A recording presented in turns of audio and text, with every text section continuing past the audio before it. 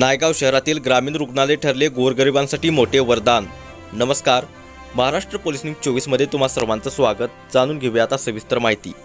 नांदेड जिल्ह्यातील नायगाव बाजार या शहरात अनेक दशकापासून प्राथमिक आरोग्य केंद्र कार्यरत होते। कालांतराने त्याचे ग्रामीण रुग्णालयात रूपांतर झाले।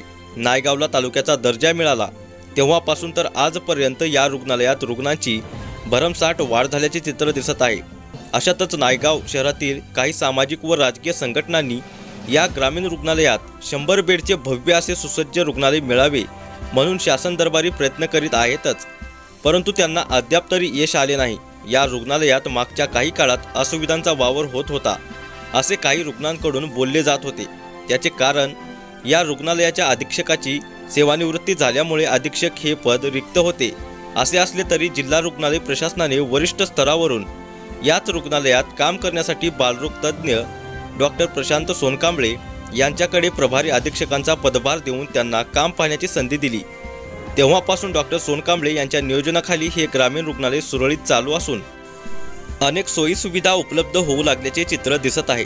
डॉक्टर सोनकांबळे यांच्यासोबत तज्ज्ञ डॉक्टरांची एक मोठी टीम या रुग्णालयात 24 तास सेवा करण्यासाठी उपलब्ध आहे।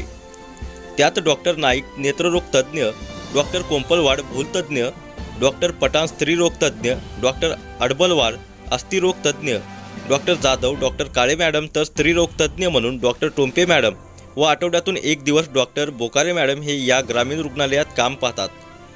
काही डॉक्टरांची 11 महिन्यांची तात्पुरती नेमणूक असताना सुद्धा सदर डॉक्टर या ठिकाणी रुग्णांची सेवा करण्यासाठी उपलब्ध असतात। सदर ग्रामीण रुग्णालयात सिझरसह अनेक ऑपरेशन सुद्धा होत आहेत।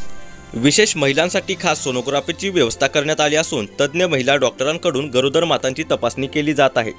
तज्ज्ञ डॉक्टरांसह या ग्रामीण रुग्णालयात सिस्टर, आदी परिचिका, परिसेवक, शिपाई कक्ष, सेवक वॉर्ड बॉय यासह अनेक सुविधा या रुग्णालयात वेळेवर मिळत असल्याने खरंच नायगाव शहरातील हे ग्रामीण रुग्णालय गोरगरीब रुग्णांसाठी एक वरदानच ठरत असल्याचे रुग्णांमध्ये बोलले जात आहे। महाराष्ट्र पोलीस न्यूज 24 साठी विभागीय संपादक रघुनाथ सोनकांबळे। अशाच नवीन अपडेटसाठी आता सबस्क्राइब करा महाराष्ट्र पोलीस न्यूज 24 या न्यूज चॅनलला। व्हिडिओ आवडला असेल तर लाईक, शेअर आणि कमेंट करायला विसरू नका। धन्यवाद।